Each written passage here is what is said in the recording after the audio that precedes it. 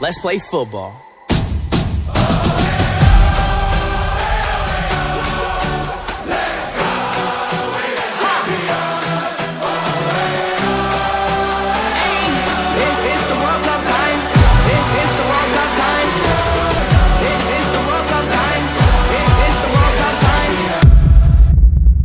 The 2026 World Cup just changed football forever. Let me ask you something. Have you ever watched a football match and felt like the players were doing everything except playing football?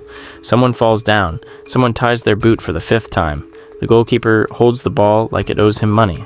You're sitting there thinking, just play. Well, FIFA heard you, and they finally did something about it. Before we get into the rules, you need to understand one thing. For decades, and I mean decades, teams had a secret weapon. It wasn't a striker, it wasn't a tactic, it was time. If you were winning, you didn't need to score again. You just needed the clock to run out. So players got creative. They wasted time. They faked injuries. They walked off the pitch like they were strolling through a park on a Sunday afternoon. And the crazy part, it worked every single time. FIFA watched this happen for 40 years and did almost nothing until 2026. 6 new rules, all designed to answer one question. What if we actually made teams play football? Let's break every single one down, simply, clearly, so anyone can understand. Rule 1. The 5-second countdown. Okay, simple scenario. The ball goes out of play. Your team gets a throw-in. What happens next? In the old days, the player picks up the ball, looks around, takes 3 steps, looks around again, bounces on his heels, maybe checks the sky for clouds. Meanwhile, 30 seconds disappear. Just gone. New rule. The referee starts a visible countdown from 5, the moment you're ready to take that throw in. 5, 4, 3, 2, 1. Didn't throw it in time, the other team gets the ball, just like that. Possession gone. Same thing for goal kicks. Goalkeeper taking forever, countdown starts. If he doesn't kick it in time, the other team gets a corner kick. Think of it like this. You ever been in a queue and someone at the front just stands there doing nothing even though it's their turn? The countdown is FIFA tapping that person on the shoulder and saying, move. Now. Simple, fair, long overdue. Rule 2. The substitution trap. This one is going to end careers, or at least end reputations. Picture the scene. Your team is winning 1-0. It's the 88th minute. The manager wants to make a substitution. Bring on a fresh defender. Take off the striker. The striker gets the signal. He knows the game, so he starts walking. Not jogging, walking. Then his hamstring suddenly feels a bit tight. Then he needs to tie his boot. Then he wants to shake hands with every single person on the pitch individually. 3 minutes disappear. His team wins. Mission accomplished. FIFA has seen this move so many times they could write a book about it. So here is the new rule. The moment the substitution board goes up, that player has exactly 10 seconds to leave the pitch. 10 seconds. That's it. Can't make it in time? The player coming on has to wait 1 full minute on the sideline. And your team plays with 10 men for that entire minute. 10 men in the 89th minute, defending a 1-0 lead. Suddenly, that slow walk doesn't seem so clever anymore, does it? Rule 3. Fake injuries just got expensive. This one needs a little explanation because it's sneaky clever. You've seen this 100 times. A player goes down holding his face, or his knee, or his ankle. The physio runs on. There's a lot of fussing, a lot of concern, a lot of very serious looking at the injury. Then, somehow, miraculously, after about 90 seconds of treatment, the player is completely fine. Jumps up, ready to go. It's a miracle of modern medicine, except it wasn't an injury. It was a break, a free timeout, a chance for the team to reorganize, catch their breath, slow the momentum of the opposition. New rule: if the physio comes onto the pitch to treat you, you must leave the pitch for 1 full minute. That's the deal. You want the physio? Fine. But you're coming off for 60 seconds. The fake injury just became a punishment instead of a reward. Now here's the one exception: goalkeepers. If a goalkeeper gets injured, he doesn't have to come off. Because think about it. If the goalkeeper had to leave for a minute, who was standing in goal? Nobody. That would be chaos. So goalkeepers still get the slightly easier treatment.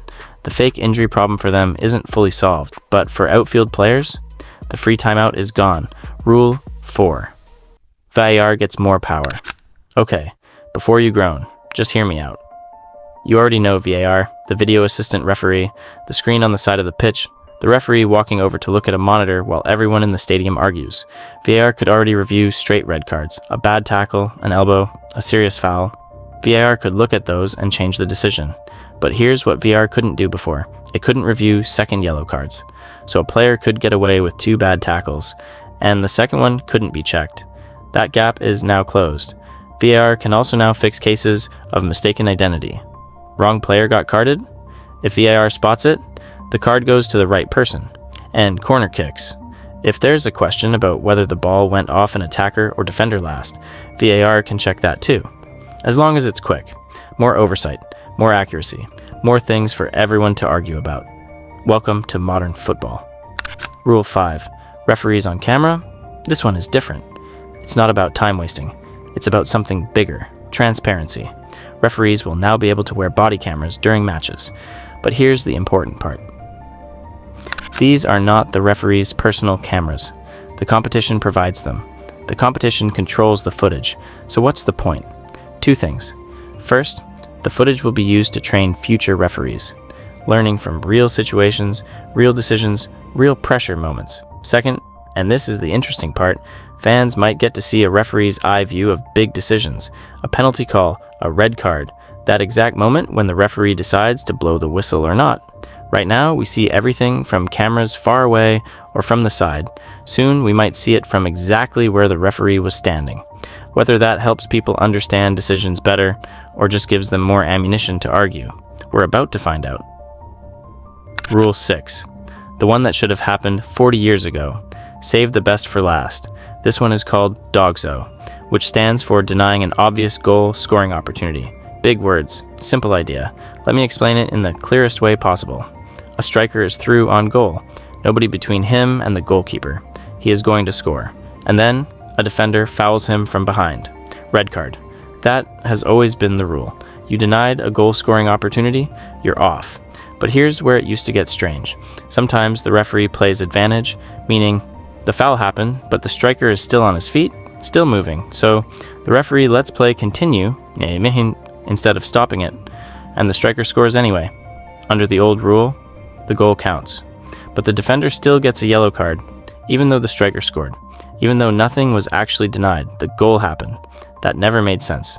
You can't deny something that actually occurred. New rule. If the referee plays advantage and a goal is scored from that advantage, no card at all. Not a red, not even a yellow.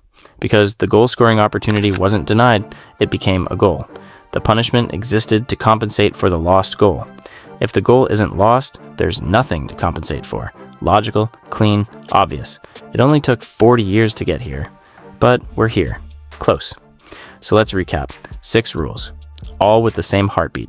Stop the time wasting. Stop the faking. Stop the theater. Play football. The 5-second countdown. No more lazy restarts. The substitution trap. No more slow walks off the pitch. Fake injuries. No more free timeouts. VAR expansion. No more getting away with second yellows. Referee cameras. No more mystery about what referees actually see. DOGSO fix. No more punishing defenders for goals that actually went in. Will it be perfect? No. Will players find new ways to waste time? Probably. Humans are creative like that. But football in 2026 is going to look different. Faster, more honest. More of the thing we actually turned on to watch. The World Cup starts in July. The rules already changed. Now the players have to catch up. If this helped you understand the game better, subscribe. Every week before the World Cup, we're breaking down everything you need to know. Simply, clearly, no complicated language, just football, explained properly. See you in the next one.